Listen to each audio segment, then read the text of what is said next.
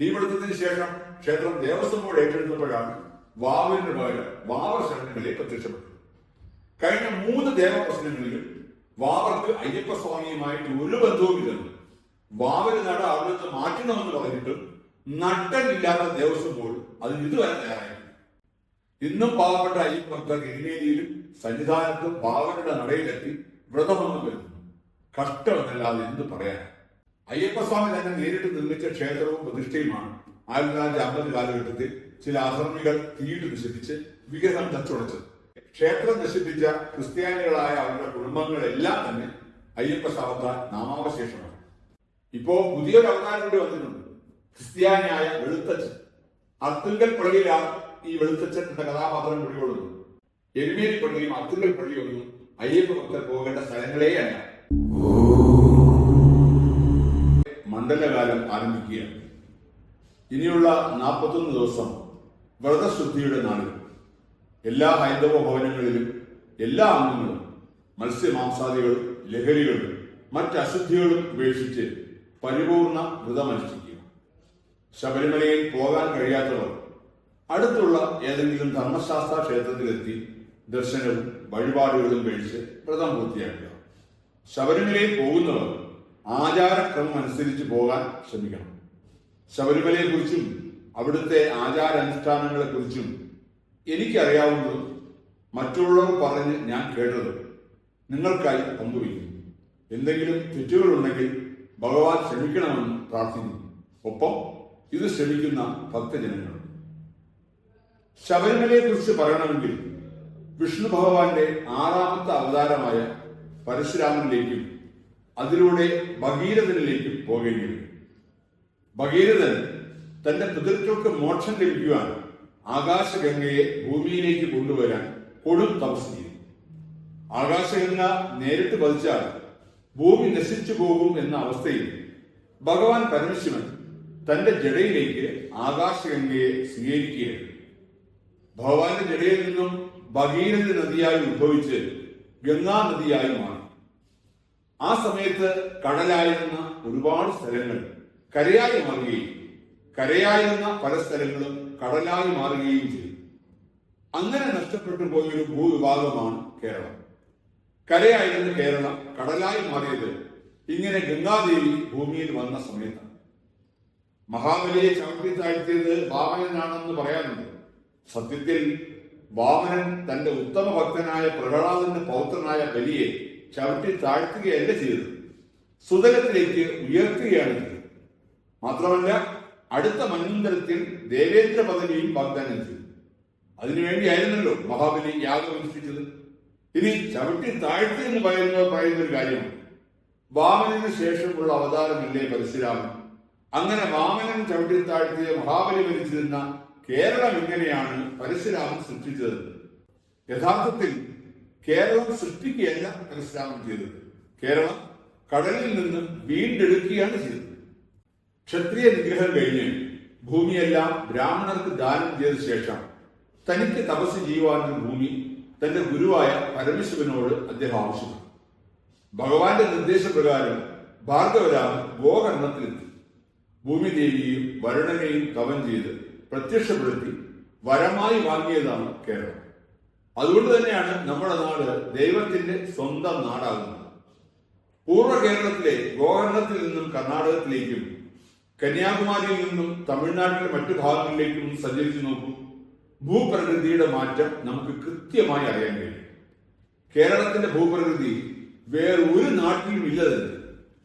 കേരളത്തെ രക്ഷിക്കാൻ പരശുരാമൻ ആദ്യം നാഗദേവങ്ങളെ പ്രതിഷ്ഠിക്കുകയാണ് ചെയ്തത്. അനന്തനെയും വാസുകിയെയും തപം ചെയ്ത് പ്രത്യക്ഷപ്പെടുത്തി. അവരിലൂടെ കേരളത്തെ രക്ഷിക്കുവാൻ വേണ്ടി നാഗാലയങ്ങൾ പ്രതിഷ്ഠിച്ചു.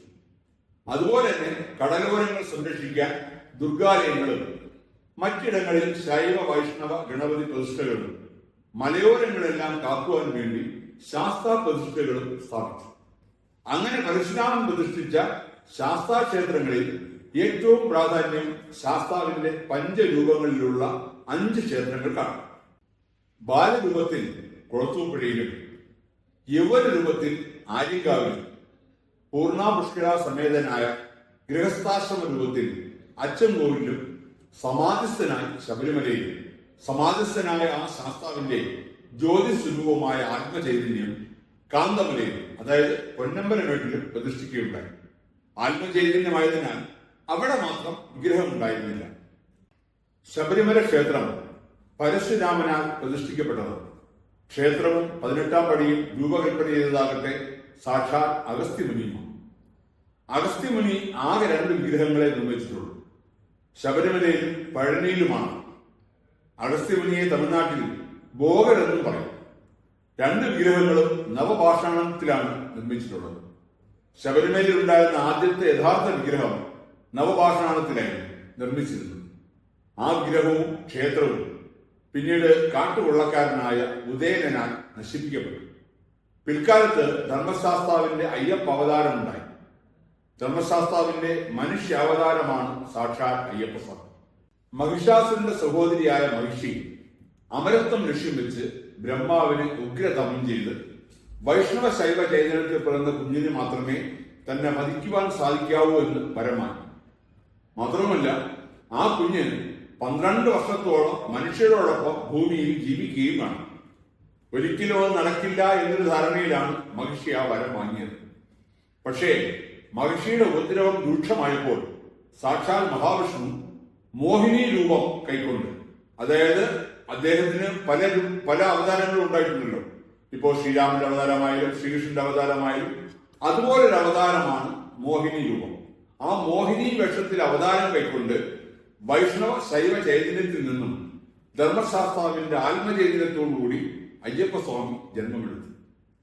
ശിവഭക്തനായ പന്തളം രാജാവിനും വിഷ്ണുഭക്തയായ പന്തളം രാജ്ഞിക്കും പുത്രനായി 12 വർഷക്കാലം ഈ നാട്ടിൽ വസിച്ചുകൊണ്ട് തന്റെ നിയോഗമായ മഹിഷി നിഗ്രഹം പൂർത്തിയാക്കി. ആ കാലത്ത് തന്നെയാണ് പന്തളം രാജാവിന്റെ ശത്രുവായിരുന്ന ഉദയൻ എന്ന കൊള്ളക്കാരൻ ശബരിമല ക്ഷേത്രം ആക്രമിച്ച് കീഴടക്കി തന്റെ കൊള്ള സങ്കേതമാക്കി മാറ്റിയത്. അവിടുത്തെ അഗസ്ത്യമുനി നിർമ്മിച്ചതായ വിഗ്രഹം നശിപ്പിക്കുന്നതും ആ സമയത്താണ്. അഗസ്ത്യമുനി തന്നെയാണ് ശബരിമലയുടെ 18 പടികളും വിഭാവനം ചെയ്തത്. ശ്രീകോവിലെ വിഗ്രഹത്തിന്റെ അതേ ചൈതന്യം തന്നെയാണ് ആ 18 പടികൾക്കും ഉള്ളത്. തന്റെ ജന്മനിയോഗം നിർവഹിക്കാൻ അയ്യപ്പസ്വാമി എരുമേലിയെത്തി. അതിന് നിമിത്തമായത് പന്തളം റാണിയുടെ ഉദരരൂപം. എരുമേലിയിലെത്തിയ അയ്യപ്പസ്വാമി വിശ്രമിച്ചത് തമിഴ് വംശജരായവർ വസിച്ചിരുന്ന പുത്തൻ വീട്ടിലായിരുന്നു. ആ ഓർമ്മയ്ക്കായി അയ്യപ്പസ്വാമിയുടെ ഉറവാട് ഇന്നും അവിടെ സൂക്ഷിക്കുന്നുണ്ട്. മഹിഷി നിഗ്രഹത്തിന് അയ്യപ്പസ്വാമി എത്തിയപ്പോൾ അതിന് സാക്ഷികളാകാൻ 33 കോടി ദേവതകൾ അവിടെ സന്നിഹിതരായി. തന്റെ മകനായ അയ്യപ്പസ്വാമിയുടെ സഹായത്തിന് തന്റെ ഭൂതഗണങ്ങളിൽ പ്രധാനിയായ വാവലിനെ തന്നെയാണ് അയ്യപ്പസ്വാമിക്ക് സാക്ഷാൽ ശ്രീ പരമേശ്വരൻ നൽകിയത്. ഒപ്പം മഹിഷി നിഗ്രഹത്തിനായി ഉളവാളും നൽകി. മഹിഷിയെ നിഗ്രഹിച്ച് മോക്ഷം നൽകിയ ശേഷം ആ ഉളവാൾ തന്റെ ഓർമ്മയ്ക്കായി സൂക്ഷിക്കാൻ പുത്തൻ വീട്ടിലെ കാർന്നുവർക്ക് അയ്യപ്പസ്വാമി കനിഞ്ഞു നൽകി. മഹിഷി മർദ്ദനത്തിന് ശേഷം അയ്യപ്പസ്വാമി തന്റെ അച്ഛനായ പന്തള രാജാവിനോട് ആവശ്യപ്പെട്ടത് തനിക്ക് തപസ് അനുഷ്ഠിക്കാനുള്ള സ്ഥലമാണ്. അതിന് അദ്ദേഹം തിരഞ്ഞെടുത്ത സ്ഥലമാകട്ടെ ശബരിമല. അന്ന് അവിടെ വിഗ്രഹമില്ല. സാക്ഷാൽ അയ്യപ്പസ്വാമിയാണ് പുതിയ ക്ഷേത്രം പണികഴിപ്പിച്ച് വിഗ്രഹം പുനർനിർമ്മിച്ച് അവിടെ ക്ഷേത്രം പുനരുദ്ധാരണം ചെയ്തു. പട്ടബന്ധനസ്ഥനായി ചിന്മത്തിനോടുകൂടി യോഗീഭാവത്തിലിരിക്കുന്ന ധർമ്മശാസ്താവിന്റെ രൂപത്തിലാണ് ആ വിഗ്രഹം. അയ്യപ്പസ്വാമി പിന്നീട് ആ വിഗ്രഹത്തിലാണ് വിലയം പ്രാപിച്ചത്. അയ്യപ്പസ്വാമി തപസ്സനുഷ്ഠിച്ച് ജീവസമാധി കൈക്കൊണ്ട സ്ഥലമാണ് ഇന്നും മണിമണ്ഡപമായി സന്നിധാനത്ത് ആരാധിച്ചു പോരുന്നത്. ശബരിമല ശ്രീകോവിലിന്റെ അതേ പ്രാധാന്യം മണിമണ്ഡപത്തിനുമുണ്ട്.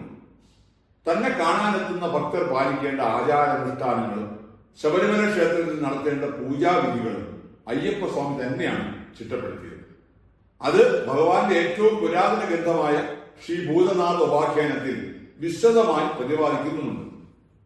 അക്കാലത്ത് എരുമേലി വഴിയുള്ള പരമ്പരാഗത പാതയിലൂടെ വേണം സന്നിധാനത്തെത്താൻ.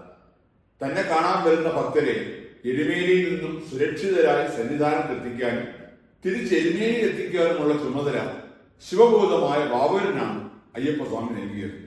അങ്ങനെ വാവുരനെ എരുമേലിയിൽ ചെറിയമ്പലത്തിനും വലയമ്പലത്തിനും മധ്യയായി പ്രതിഷ്ഠിച്ചു. അത് പിന്നീട് നശിപ്പിക്കപ്പെട്ടു. ആ വാവലിന് പകരമാണ് ചില കുൽസിത ബുദ്ധിക്കാർ വാവരെ എഴുന്നള്ളിച്ചത്. അയ്യപ്പസ്വാമിയുടെ കാലഘട്ടത്തിൽ ഇസ്ലാം മതം പോലും ലോകത്തുണ്ടായിട്ടില്ല. പിന്നെ എവിടെ നിന്ന് ഈ വാവർ? ഹിന്ദുക്കളുടെ ജാഗ്രത കുറവ് മൂലം നൈനാൻ മസ്ജിദിൽ വാവര് കഴിയും. ഇല്ലാത്ത വാവർ വാവര് സ്വാമിയുമായി മാറും. ഇന്നും പാവപ്പെട്ട അയ്യപ്പഭക്തരെ ആ പേര് പറഞ്ഞ് ചിലർ പറ്റിച്ചുകൊണ്ടേയിരിക്കും.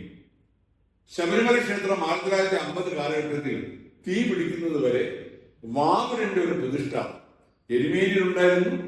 അതോടൊപ്പം സന്നിധാനത്ത് കറുപ്പസ്വാമി, കറുപ്പായിയമ്മ, വലിയ കഴുത്ത സ്വാമി, ചെറിയ കഴുത്ത സ്വാമി എന്നീ മറ്റ് ഭൂതഗണങ്ങളോടൊപ്പം സന്നിധാനത്തും പ്രതിഷ്ഠിച്ചിരുന്നു. തീപിടുത്തത്തിന് ശേഷം ക്ഷേത്രം ദേവസ്വം ബോർഡ് ഏറ്റെടുത്തപ്പോഴാണ് വാവൂരിന് പകരം വാവർ ശബരിമലയെ പ്രത്യക്ഷപ്പെട്ടത്. കഴിഞ്ഞ 3 ദേവപ്രശ്നങ്ങളിലും വാവർക്ക് അയ്യപ്പസ്വാമിയുമായിട്ട് ഒരു ബന്ധവുമില്ലെന്നും വാവര് നട അവിടുന്ന് മാറ്റണമെന്ന് പറഞ്ഞിട്ടും നട്ടമില്ലാത്ത ദേവസ്വം ബോർഡ് അതിന് ഇതുവരെ തയ്യാറായിട്ടില്ല. ഇന്നും പാവപ്പെട്ട അയ്യപ്പ ഭക്തർ എരുമേലിയിലും സന്നിധാനത്തും വാവരുടെ നടയിലെത്തി വ്രതഭംഗം വരുന്നു. കഷ്ടമെന്നല്ലാതെ എന്ത് പറയാനാണ്? ശബരിമല ക്ഷേത്രം കുടികൊള്ളുന്നത് യഥാർത്ഥത്തിൽ പറഞ്ഞ ഒരു ശിവലിംഗത്തിന്റെ മുകളിലാണെന്നാണ് സങ്കല്പം. അതുപോലെ 3 ശ്രീചക്രങ്ങൾ അവിടെ സ്ഥാപിച്ചിട്ടുണ്ട്. ഒന്ന് ശ്രീകോവിലിന്റെ അന്തർഭാഗത്ത്, ഒന്ന് 18-ാം പടിക്ക് താഴെ, മറ്റൊന്ന് അയ്യപ്പസ്വാമി ജീവസമാധി കൊണ്ട മണിമണ്ഡപത്തിനടിയിൽ. അയ്യപ്പസ്വാമി തന്നെ നേരിട്ട് നിർമ്മിച്ച ക്ഷേത്രവും പ്രതിഷ്ഠയുമാണ് 1950 കാലഘട്ടത്തിൽ ചില അധർമ്മികൾ തീയിട്ട് നശിപ്പിച്ച് വിഗ്രഹം തച്ചുടച്ചത്. പിന്നീട് തിരുവിതാംകൂർ മഹാരാജാവാണ് ക്ഷേത്രം പുനർനിർമ്മിച്ച് പുതിയ വിഗ്രഹം പ്രതിഷ്ഠിച്ചത്. ആ കേസ് അന്വേഷിച്ച് കുറ്റവാളികളെ നിയമത്തിന് മുന്നിൽ കൊണ്ടുവരാമെന്ന് അയ്യപ്പ ഭക്തർക്ക് വാക്ക് കൊടുത്താണ് ആദ്യത്തെ കമ്മ്യൂണിസ്റ്റ് സർക്കാർ EMSന്റെ നേതൃത്വത്തിൽ കേരളത്തിൽ അധികാരത്തിൽ വന്നത്. പക്ഷെ ഈ നിമിഷം വരെ അന്നത്തെ അന്വേഷണ റിപ്പോർട്ട് നിയമസഭയിൽ അവതരിപ്പിച്ചിട്ടില്ല. ഇന്നും അത് ചുവപ്പ് നാടയിൽ കുടുങ്ങിക്കിടക്കുന്നു. പക്ഷേ ക്ഷേത്രം നശിപ്പിച്ച ക്രിസ്ത്യാനികളായ അവരുടെ കുടുംബങ്ങളെല്ലാം തന്നെ അയ്യപ്പ ശാപത്താൽ നാമാവശേഷമാണ്. ശബരിമലയിലെ ഏറ്റവും വലിയ പ്രത്യേകത സമാധിസ്ഥ രൂപത്തിലുള്ള ശാസ്താവിൽ നൈഷ്ഠിക ബ്രഹ്മചാരിയായ അയ്യപ്പസ്വാമി വിലയം പ്രാപിച്ചു എന്നുള്ളത് തന്നെയാണ്. ലോകത്ത് ഒരൊറ്റ അയ്യപ്പ ക്ഷേത്രമേ ഉള്ളൂ, അത് ശബരിമല മാത്രമാണ്. ബാക്കി അയ്യപ്പ ക്ഷേത്രങ്ങൾ എന്ന് പറയുന്നതെല്ലാം ശാസ്താക്ഷേത്രങ്ങളാണ്. ശബരിമല മാത്രമാണ് യഥാർത്ഥ അയ്യപ്പ ക്ഷേത്രം. അതുകൊണ്ട് തന്നെയാണ് അവിടുത്തെ ആചാരങ്ങൾക്കും അനുഷ്ഠാനങ്ങൾക്കും ഇത്രമാത്രം പ്രാധാന്യം കൈവരുന്നത്. യുവതീ പ്രവേശം പാടില്ലെന്ന് പറയുന്നതും ഇതുകൊണ്ട് തന്നെയാണ്. സമാജസ്ഥനായ ധർമ്മശാസ്താവിൽ നൈഷ്ഠിക ബ്രഹ്മചാരിയായ അയ്യപ്പസ്വാമി വിലയം പ്രാപിച്ച ഒരു പുണ്യ സങ്കേതമാണ് ശബരിമല. അതുകൊണ്ട് തന്നെയാണ് ശബരിമലയിൽ ഒരു പ്രാവശ്യം എത്തിക്കഴിഞ്ഞാൽ അടുത്ത പ്രാവശ്യം അവിടെ എത്താതിരിക്കാൻ നമ്മുടെ മനസ്സ് അനുവദിക്കാത്തത്. അതാണ് ശബരിമലയുമായുള്ള ഭക്തന്റെ ആത്മബന്ധം. ഭാരതത്തെ സംബന്ധിച്ച് ബദരീനാഥനാണ് പരദേവത. അതുപോലെ കേരളത്തിന്റെ പരദേവത സാക്ഷാൽ അയ്യപ്പസ്വാമി. ബലദേവതാ ക്ഷേത്രം ശബരിമലയുമാണ്. മറ്റു ദേവതമാരെ പോലെ അല്ല ശബരിമല അയ്യപ്പൻ എന്ന് നമുക്കറിയാം. കുറച്ച് നൂറ്റാണ്ടുകൾക്ക് മുമ്പ് കേരളത്തിൽ നമ്മോടൊപ്പം ജീവിച്ചിരുന്ന വ്യക്തിയാണ്. അതുകൊണ്ട് തന്നെ കേരളത്തിന്റെ സ്വന്തം ഈശ്വരനാണ് അയ്യപ്പസ്വാമി. അയ്യപ്പൻ എന്ന് പറയുമ്പോൾ അതുകൊണ്ട് തന്നെ ദൈവത്തിനേക്കാൾ ഉപരി നമുക്കൊരു സുഹൃത്താണ്. കൊച്ചു കുഞ്ഞുങ്ങൾക്ക് ജ്യേഷ്ഠനെ പോലെ, പ്രായമായവർക്ക് മകനെ പോലെ, സ്ത്രീകൾക്ക് സ്വന്തം സഹോദരനെ പോലെ, അങ്ങനെയൊക്കെയുള്ള ഒരു വികാരമാണ് അയ്യപ്പൻ. ആ അയ്യപ്പസ്വാമിയാണ് കേരളത്തിന്റെ ഈശ്വരൻ. ശബരിമല അയ്യപ്പനെ സ്നേഹിച്ച് അയ്യപ്പന്റെ ആളായി മാറിക്കഴിഞ്ഞാൽ പിന്നെ അയാളുടെ ജീവിതത്തിൽ യാതൊരു ദുഃഖത്തിനും അവകാശമില്ലെന്നുള്ളതാണ് പറയപ്പെടുന്നത്. അയാളുടെ എല്ലാ കാര്യങ്ങൾക്കും അയ്യപ്പൻ കൂടെ ഉണ്ടാകും. അതുപോലെ തന്നെയാണ് തിരിച്ചും. അയ്യപ്പസ്വാമിയെ ദ്വേഷിച്ചാലോ അയ്യപ്പ ഭക്തരെ ദ്രോഹിച്ചാലോ ഒരിക്കലും അവർക്ക് ആ ശാപത്തിൽ നിന്നും മോചനം ഉണ്ടാവില്ല. ലോകത്തിലെ ഏറ്റവും പ്രാധാന്യമുള്ള ക്ഷേത്രങ്ങളിൽ ഒന്നാണ് ശബരിമല. ഇത്രയും പേർ ഒരു സീസണിൽ എത്തിച്ചേരുന്ന ഒരു പുണ്യസ്ഥലം ലോകത്തിൽ മറ്റൊരിടത്തും ഉണ്ടാകില്ല തന്നെ. മണ്ഡല മകരവിളക്ക് കാലമാണ് ശബരിമലയിലെ പ്രധാനമായ തീർത്ഥാടന കാലം. ജാതി മത വർഗ വർണ്ണ ഭേദമന്യേ അയ്യപ്പസ്വാമിയെ കാണുക, അനുഗ്രഹം വാങ്ങുക എന്ന ഒരേ ഒരു ലക്ഷ്യത്തോടു കൂടി ശബരിമല എന്ന ആശ്രയ കേന്ദ്രത്തിലേക്ക് എത്തിപ്പെടുന്നത് ലക്ഷോപലക്ഷം ജനങ്ങളാണ്. ഏത് മതസ്ഥർക്കും അവിടെ എത്താം. പക്ഷെ അവർ അയ്യപ്പ വിശ്വാസികളും വ്രതധാരികളുമായിരിക്കണമെന്ന് മാത്രം. ലോകത്തിന്റെ നാനാഭാഗങ്ങളിൽ നിന്നും അവിടെ എത്തി ഭഗവാനെ കണ്ട് അനുഗ്രഹം വാങ്ങി അടുത്ത വർഷം വീണ്ടും ഭഗവാനെ കാണാൻ എത്തുമെന്ന വിശ്വാസത്തോടുകൂടി ഭഗവാന്റെ മുന്നിൽ സത്യപ്രതിജ്ഞ ചെയ്തിട്ടാണ് പലരും മടങ്ങുന്നത്. 18 പടികളും കയറി മുകളിൽ ചെന്നാൽ ആദ്യം കാണുന്നത് സ്വാമി ചിന്മയാനന്ദനാൽ സ്ഥാപിതമായ തത്വമസി എന്ന ആ ബോർഡാണ്. ആ പൊരുൾ ഒരുപാട് അർത്ഥതലങ്ങളുള്ളതാണ്.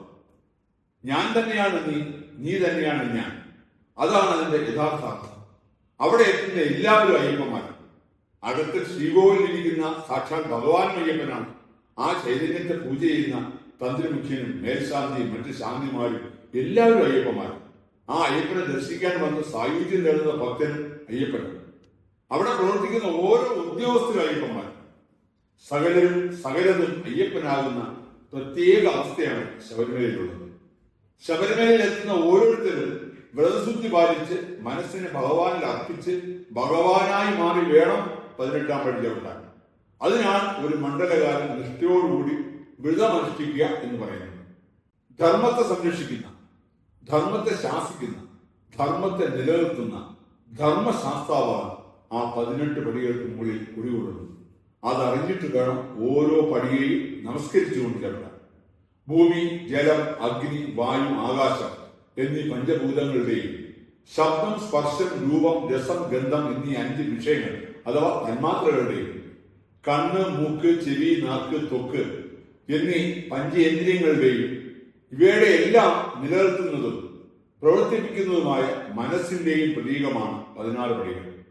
17-ാമത്തത് പ്രകൃതിയെയും 18-ാമത്തത് പുരുഷന്റെയും പ്രതീകങ്ങളാണ്. പണ്ടൊക്കെ ഓരോ പടിയെയും തൊഴുത് പോകാമായിരുന്നു. ഇപ്പോൾ തിരക്ക് കാരണം അതിന് കഴിയില്ല. പണ്ട് ആ പടികളെല്ലാം കരിങ്കല്ലായിരുന്ന കാലത്ത് മല കയറുന്നവർ ഓരോ വർഷം കണക്കാക്കി ഓരോ പടികളിൽ നാളികേരം ഉടച്ച് ഓരോ 18 വർഷം പൂർത്തിയാകുമ്പോൾ ഒരു തെങ്ങിന്റെ നടുന്നതുപോലുള്ള ചടങ്ങുകൾ ഉണ്ടായിരുന്നു.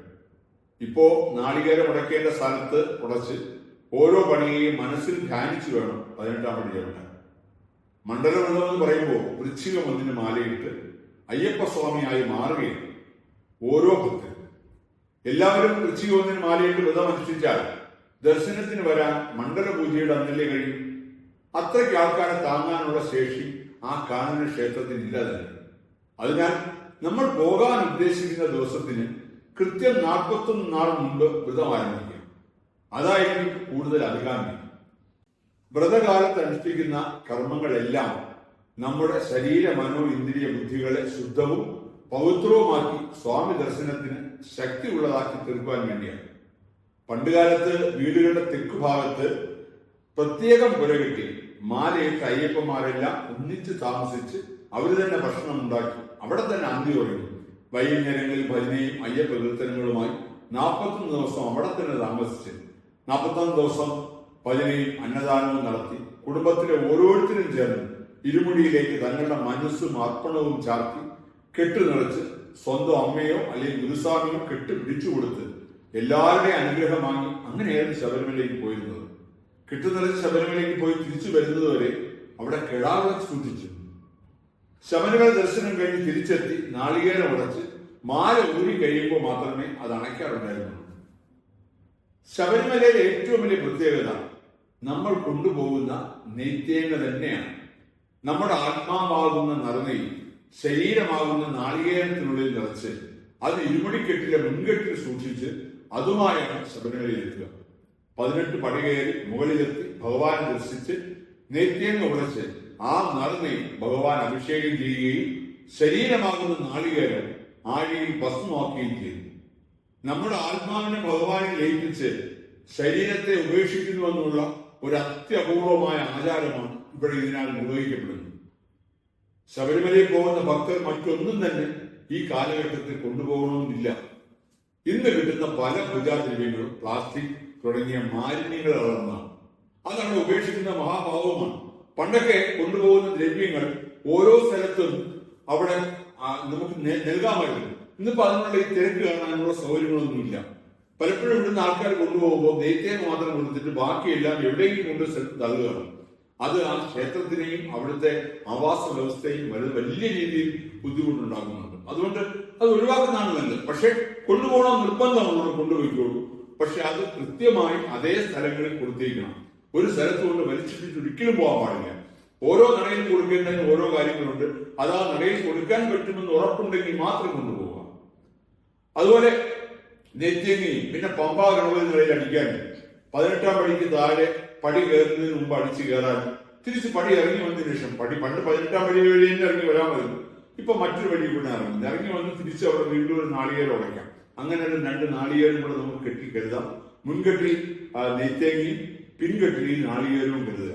നെയ്ത്തേങ്ങയോടൊപ്പം കുറച്ച് പച്ചരിയും ഒരു കോയിനും അവിടെ നടക്കണം. ഒരേ ഒരു കോയിൻ, അത് നിങ്ങൾക്ക് ഇഷ്ടമുള്ള 1 രൂപ കോയിനോ 5 രൂപ കോയിനോ ഒരു കോയിൻ മാത്രം കരുതുക. അത് മാത്രം മതിയാണ്. അല്ലാതെ ഈ പ്ലാസ്റ്റിക്കും മറ്റു മാലിന്യങ്ങളിൽ കലർന്ന വസ്തുക്കൾ അവിടെ കൊണ്ടുപോകാതിരിക്കുന്നതാണ് അഭികാമ്യം. മുൻകെട്ടിൽ നെയ്ത്തേങ്ങയും അതോടൊപ്പം കുറച്ച് പച്ചരിയും ഒരു നാണയവും കരുതുക. പിൻകെട്ടി 18-ാം പടിയിൽ അടിച്ചു കയറാനും ഇറങ്ങാനും സങ്കല്പിച്ച് 2 നാളികേരം. അതല്ലാതെ മറ്റൊന്നും ആവശ്യമില്ല. മനസ്സുകൊണ്ട് പൂർണ്ണമായും ശുദ്ധമാകുക. മറ്റു ചിന്തകളെല്ലാം വെടിയുക.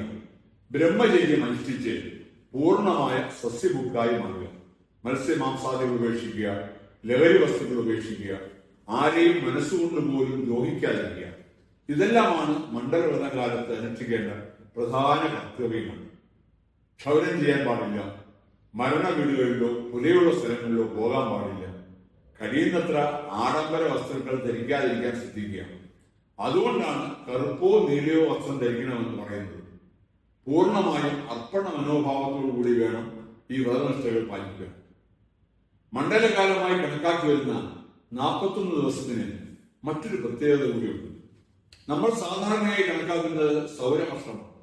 എന്നാൽ പണ്ട് കാലത്ത് ചാന്ദ്രവർഷമാണ് ഉണ്ടായിരുന്നത്. 27 ദിവസമാണ് ചാന്ദ്രവർഷത്തിൽ ഒരു മാസം. അങ്ങനെ 12 മാസങ്ങളാകുമ്പോൾ 324 ദിവസങ്ങൾ. ആ 324 ദിവസങ്ങളുടെ കൂടെ 41 ദിവസങ്ങൾ ചേർത്താൽ സൗരവർഷമായ 365 ദിവസങ്ങളാവും. ഈ 41 ദിവസങ്ങളാണ് മണ്ഡലകാലമായി കണക്കാക്കുന്നത്. ഈ 41-ന് മറ്റൊരു പ്രത്യേകത കൂടിയുണ്ട്. മഹാവിഷ്ണുവിന്റെയും പരമശിവന്റെയും ചൈതന്യമാണല്ലോ ധർമ്മശാസ്ത്രം. 4 എന്നത് മഹാവിഷ്ണുവിന്റെയും 1 എന്നത് സാക്ഷാത് പരമശിവന്റെയും സങ്കല്പമാണ്. അതും 41-ന്റെ ഭാഗമാണ്.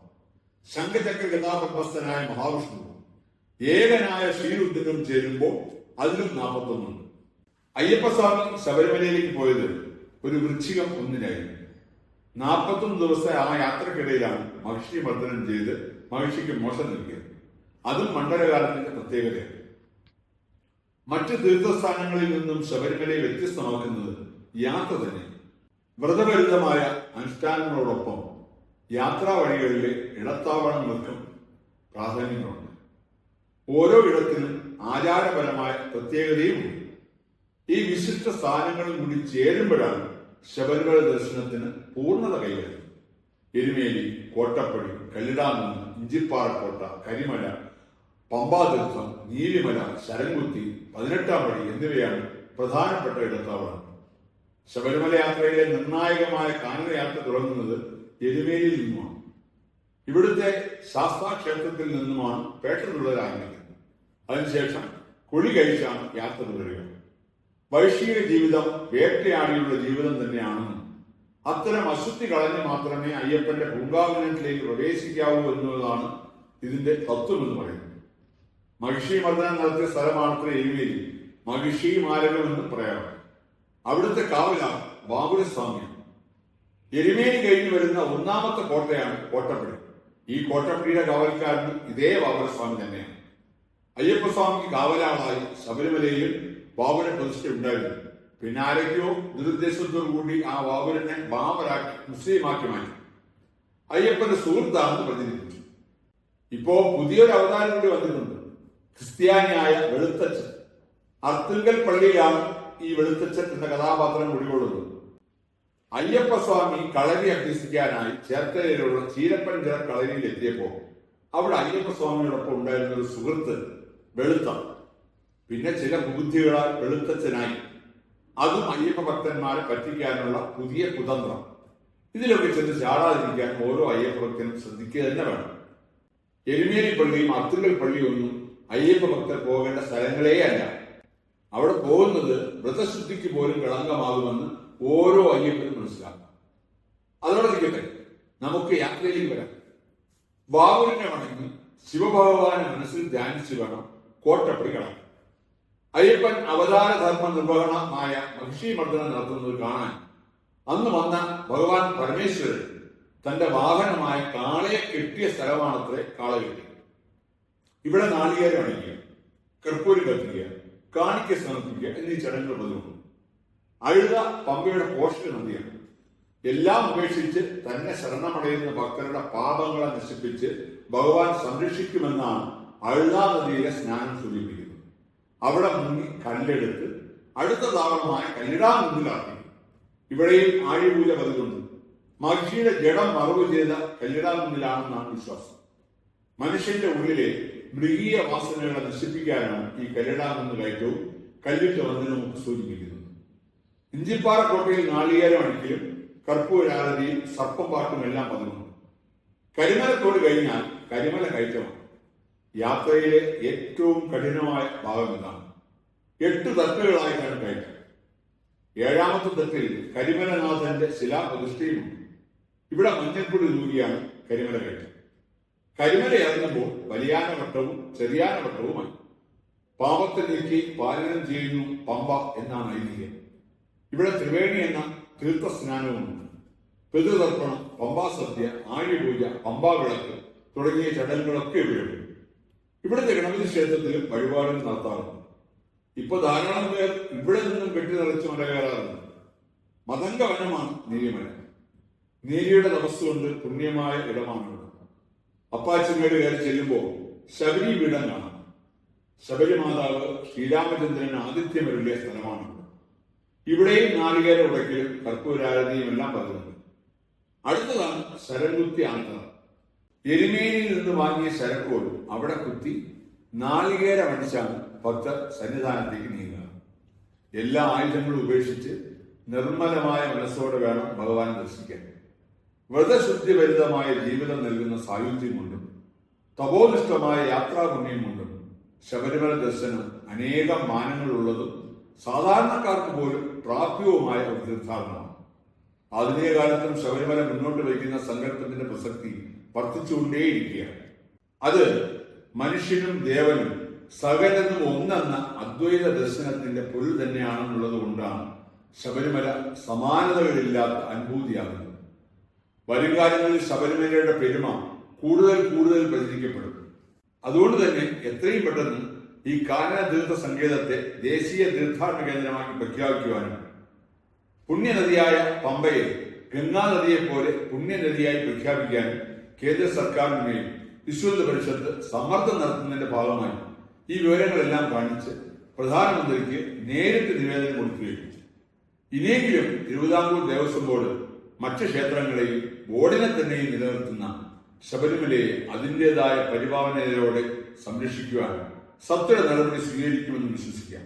ഇല്ലെങ്കിൽ ഭഗവാന്റെ കോപത്തിന് ബോർഡും അതിന്റെ മെമ്പർമാർ കേരളത്തിലെ ഭരണപക്ഷവും പാത്രമാവുമെന്ന് മാത്രം ഓർമ്മിപ്പിക്കട്ടെ. എല്ലാം അയ്യപ്പൻ, എല്ലാവർക്കും ഗുരുൾ അയ്യപ്പൻ. അയ്യപ്പൻ മാത്രം ശരണം. സ്വാമിയേ ശരണമയ്യപ്പ. സ്വാമി മാത്രം ശരണം. ഹരിഹരസുധനാനന്ദയ്യപ്പ സ്വാമിയേ ശരണമയ്യപ്പ. ശരണമയ്യപ്പ. ശരണമയ്യപ്പ.